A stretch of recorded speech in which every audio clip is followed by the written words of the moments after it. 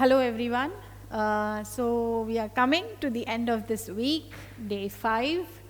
UPSC has been asking sometimes beyond the syllabus, okay? Like multiculturalism has not been a part of your syllabus, fine? And postmodernism also has not been clearly mentioned within the syllabus like that, but it has been asking. So it has asked multiculturalism also, and it has asked what? Even postmodernism.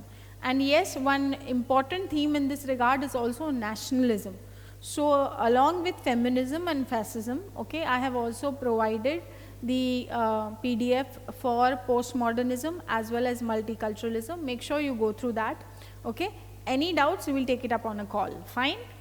All right, now let's move to today's question of day 5. Yes. With respect to feminism, I also want to say that apart from the waves and the themes, understand the core themes very well. What is the difference in all these 3 schools of thought within all of these core themes? To what extent they agree, to what extent they disagree within the core themes also, okay? And yes, then for example, how they perceive law, how they perceive the state, ecofeminism also, okay, when key variant that way, and feminism in a global age, to what extent, what is the shape and the characteristic it has taken. Fascism, yes, what is the Marxist and the liberal critique, that also needs to be analyzed, because there can be a direct question on the critique of fascism, fine, and fascism in 21st century. Next is multiculturalism and postmodernism. These 2 themes, ensure that you do them because they have a wide application, and we also will study postmodernism in paper 2, fine. So how they look at realism in international relations, that we will be analyzing in detail, all right. Now let's move to today's question. I am purposely giving more 20 markers along with 15 and 10 markers also, because I want to cover the entire theme, its understanding subcomponents. And if you are able to write 20 markers cutting, okay, in 10 and 15 marks is way easier. Most important is how you attempt a comprehensive question, to what extent you have comprehensiveness of understanding, all right. Then automatically 15 and 10 markers, how to reduce it short, that practice we will be doing over a period of time, all right, fine. Let's move to today's question.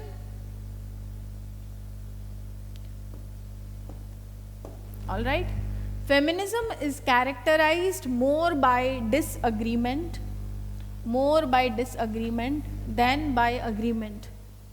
What is common to different feminist positions? Enumerate the different types of feminism, okay. Now, I could have also formulated this question as feminism is characterized more by disagreement than by agreement. Enumerate the different types of feminism. In both the situation, the answer will remain the same, okay. Why? Because we will have to show the disagreements, and if we have to show the disagreements, then we certainly need to show how different schools of thought talk about which aspect of women's right, okay. And agreement, which means what are the common positions that all schools of feminism also adopt, fine. So we begin this question with understanding and defining feminism. All right, we understand what is feminism. So it is with respect to status and role of women vis-a-vis men, fine. And we say that in all the feminist concerns, right, it is always talking about women's rights, fine. Women's right, dignity of the women and their status in the society. On the other hand, what is common to all feminist positions? So after understanding the meaning of feminism, what are the common positions that all of them adopt, okay. So common position that they have is in the context of patriarchy. So patriarchy is not only a cultural phenomena as such, okay. It is actually the power relationship between man and women. It is the power relation, we understand it as a power relation, and how women have historically been subordinated vis-a-vis men, and how they have been denied basic political, civil, socio-economic rights, okay, and how there is that women need to be uplifted, they have to be emancipated, irrespective they are in whichever part of the world at large. All right. So yes, patriarchy is a common position that is agreed by all feminism. Now sex and gender, private versus the public. All right. These are also core themes that are there within feminism, feminist positions. But yes, different schools of thought give different views about these themes. So what will be the key common assumption is the concern that they talk of patriarchy and the power relationship that is between man and woman. Is it clear? Now, let's move to what extent there is disagreement, and while we explain this disagreement, how we will show the different types. So how we will show the disagreement and the different types, how we will link this. So while we will be showing the different types of feminism, okay, so liberal, socialist, radical, third wave, fine, different genres in the third wave, then post-feminism. In all these different varieties, we say why this was not sufficient, so this came. Why this was not sufficient, that this came. Okay. So why socialist feminism disagreed with liberal feminist?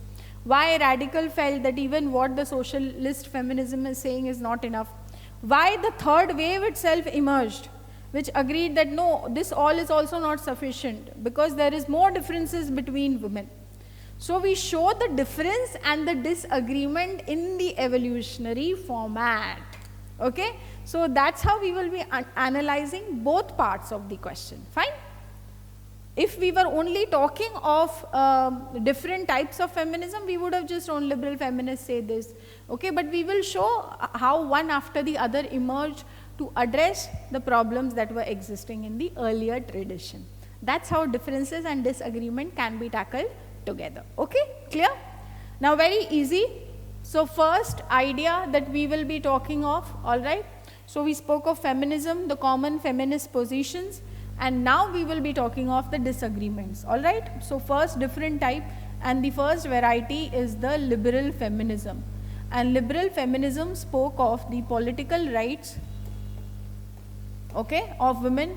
So who were the key feminists of liberal school of thought? It was the Mary Wollstonecraft and J.S. Mill, okay, and they speak that how adult suffrage is very important, women's representation in the political sphere is very important, we need to give them these set of civil rights which will bring them out from the domestic sphere and also ensure their public participation. When the public participation will be there, said J.S. Mill, okay, that there will be more competition also, which will enhance efficiency. It will also lead to the utilitarian idea of greatest happiness of greatest number, okay, and that's why the liberal feminists spoke of political rights. But however, only giving them political rights was not sufficient. So the socialist feminists speak that women are being oppressed by two categories. Women are being oppressed by the structure of capitalism as well as the men. Okay. So, and the key structure, okay, the key structure that is the key dialectics, which is the foundation of the division in the society, the dialectics of sex they talk about, okay. So yes, and that is the dialectics not of anything else but dialectic of sex, Scylla Smith Firestone is talking of, okay. And even in this idea, Engels, Marx, they have also spoken of women's participation, but and how overthrow of capitalism will automatically enhance the condition of women, okay. So it is both capitalism, right, as well as men. Then we will be talking of even this was not sufficient, that political and socio-economic rights did not bring too much empowerment, because the key structure where women are actually oppressed, they say, is the problem of what, okay, is by the radical feminist, and that is the culture, the cultural sphere, which means how they are being domesticated, how their entire emphasis has been on giving birth, doing reproduction. So if women really have to be empowered, they have to come out of this domestic sphere. So Betty Friedan, okay, Simone de Beauvoir, right? These radical feminists, they talk about how culture is the sphere. However, this much understanding, okay, of feminism was not enough, because there was more diversity, and that's where within the third wave feminism came other schools. And here we see the differences. So women should not be looked as a universal category. We have to emphasize on hybridity. We have to emphasize on what? Women's differences across different groups. So here we talk about black feminism. So black women's right. We talk about post-colonial feminism. We also talk about here in deep eco-feminism. Okay, right? In this way, we are talking of the disagreements that are there within different schools of thought. Then we talk about post-modernist feminism, okay? And yes, and then we will be talking about what? After talking of post-modernist feminism, we will be talking of post-feminism, which means women are enough what? Empowered. So we don't need to what? Empower them more, and it is a burden now that we are saying that women are less empowered, okay? So different schools of thought. Now we'll just quickly do a recap, fine? You'll have to remember the books, the names of every school of thought in detail. Is it clear? It's factual, but over a period of time you will get used to it. So yes, the first context in this regard, that feminism stands for status of role in women. Then we say how it is a meta ideology and how different schools have emerged within feminism also, and the common position is the power relationship, that is patriarchy, okay? Then we first talk of liberal feminism, right, which talk about the absolute equality of opportunity in all walks of life. So here we have Harriet Taylor, Mary Wollstonecraft, and John Stuart Mill also talking of adult suffrage. Then we have the socialist feminism, which says that the men as well as capitalists both are exploiting women, right? So capitalists as well as men both have to be addressed. So in this Sheila Robotham, okay, she is talking about how we need to adopt a more decentralized and participatory change from below, okay, to address these oppressions that are happening for women, right? And we have to have this class struggle, means the class struggle, women's struggle is integrated, fine? Radical feminism comes into being. We have Simone de Beauvoir and radical feminists say culture. So Simone de Beauvoir in the book The Second Sex also talks about this kind of issues, fine? Then we have Betty Friedan's Feminine Mystique. In Feminine Mystique, she talks about the problem with no name, because it is the unhappiness, the depression that actually women face, where they are stuck in this viciousness of life around them, the domesticity of the domestic sphere, all right? Then the Shula Smith Firestone, she also talks of dialectics of sex. Kate Millett in Sexual Politics also, right? And then we talk of the third wave feminism reflecting hybridity and diversity, fine? We have black feminists like Bell Hooks, Angela Davis, post-colonialists like Gayatri Spivak say that women are different group in the developed world and they are different in the developing society, so we have to adopt different frameworks to understand them. Then there is, okay, new feminism also, that how personal is political is not like that. We should not police women's personal sphere. Why? They should be given the freedom to how they want to live in their personal sphere, how they want to dress. So the political sphere, the public sphere, also how women are dressing, that policing should not happen. New feminism also talks, Natasha Walters specifically, talks on women's personal choices like clothing, sexual behavior should not be policed, okay? Then third wave feminism says that yes, there is no fixed female identity, we have to go beyond this. And postmodernist feminists like Judith Butler, okay, they point that sex and gender distinction that they are making, actually it emphasizes biology. So they say rather than, it is the gender construct which precedes how sex is being defined, okay?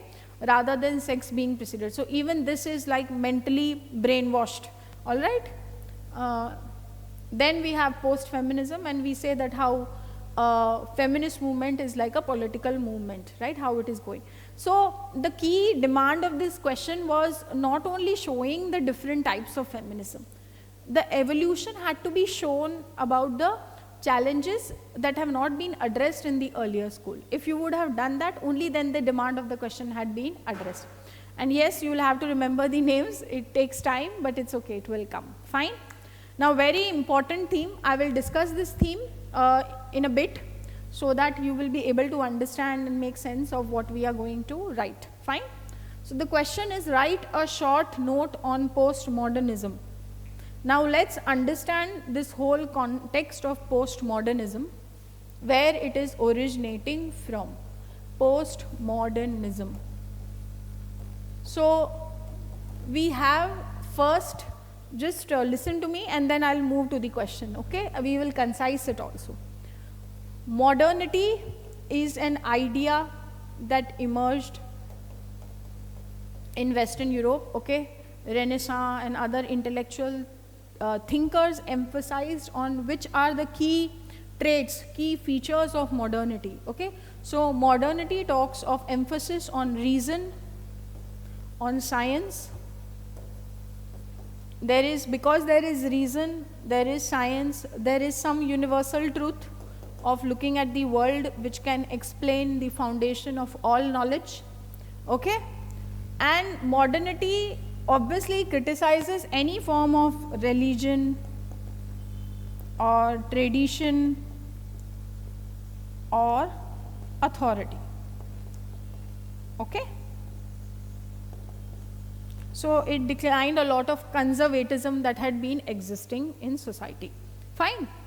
Now this modernity which has emerged in Europe, fine, what is the problem with this, okay? So postmodernism comes, and postmodernism says that how they have explained phenomena, right, they are claiming this universality of truth. There is one way of looking, so there is no final truth and there is no universal way of looking at things. There is no finality to knowledge. You cannot explain everything on the basis of reason and science also, okay? So because firstly the way the reason has been understood, it is the reason, the individualism that has been existing in Western Europe. Maybe that reason is not applicable in other countries, in other cultures, in other societies, okay?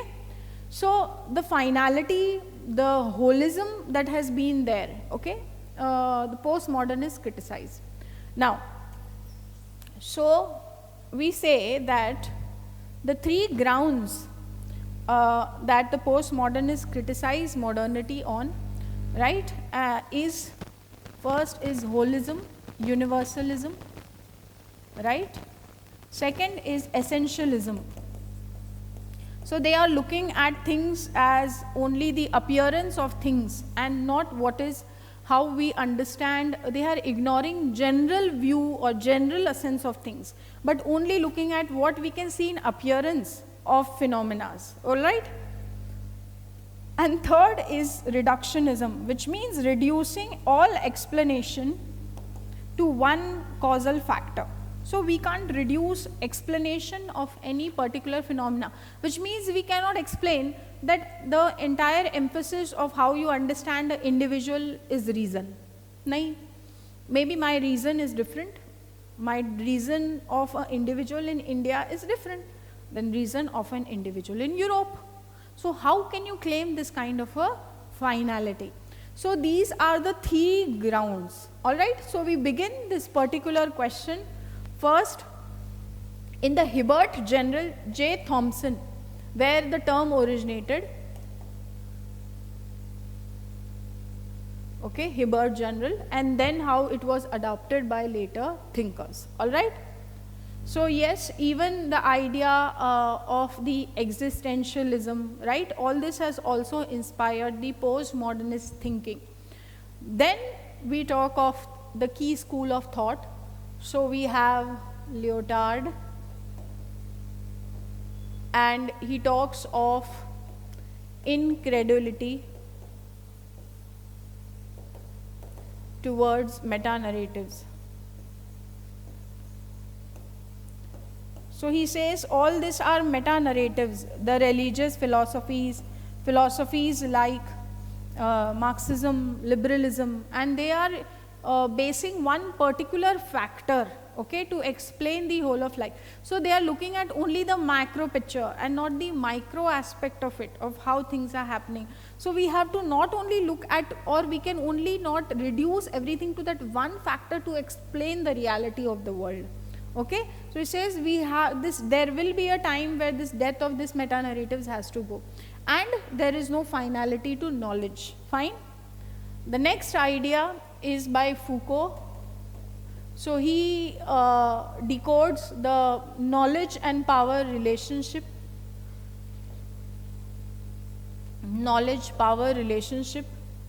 how power is structured, okay, and how he says that power is there everywhere, you know, it is like blood in capillaries, it is flowing everywhere. You cannot avoid any structure, and even knowledge has become a mechanism, a technique to propagate power. In fact, knowledge should have been how, what does Plato say, right? It has to be free, it has to be open, it has to be permanent, right? So there has to be something like a permanent knowledge, right, guided by virtues. But here even knowledge has come to the foothold, I mean to the foot of the power, and it is also being deployed as a technique. Fine. So he also gave a micro analysis and how power flows through the entire structure, knowledge flows through the entire structure, fine, of power. Then we have Derrida. So Derrida says that we have to understand everything in a context. We cannot have a wholehearted or holistic perspective in that regard to understand a particular text, just understanding what has been written, because he says there is something called interpretation of a text, which he calls as deconstruction. And what does this deconstruction mean? Okay, which means it is actually a reconstruction. We cannot read a text, or we cannot understand what Marx has said without understanding the circumstances, in which context he is using the term private property, in which context he is using the term class struggle. Okay, if we do not understand this context, there will be mere reading of the text and not clear interpretation of the text. Okay, so these are the key thinkers of postmodernism and their key idea that you will have to be applying. Okay, and then there is an idea which has been spoken of by Laclau and Mouffe. So they talk of radical democracy, which means there is need for a more decentralized approach in order to understand situation, to understand how we are looking at the various forms of interpretation. Okay, so there has to be more emancipation, there has to be more looking from below, and there has to be more democratization at all levels to actually understand reality, because even history from below or sources from below will enable us to understand a particular situation within society. So we should have something like a radical democracy. All right, so this is about postmodernism. These thoughts you had to synchronize. First, what is it? So where does modernity originate? And it is the ideas of enlightenment, where reason has been emphasized. Okay, right? So first we talk of postmodernism as the how enlightenment, from where enlightenment reason originates. So it is actually a critique of this idea or the rationalistic assumptions of this enlightenment, the certainties that came from the idea of this reason, and then on what grounds postmodernism is criticizing modernity. So holism, essentialism, okay, and reductionism, and then the other thinkers' thought, and also mention the origin from where it came. Fine. So thank you so much for today's class. we are done with the week, and we have finished all the ideologies as well as the thinkers. Any doubts, you can raise them with me individually also. Fine? Thank you so much.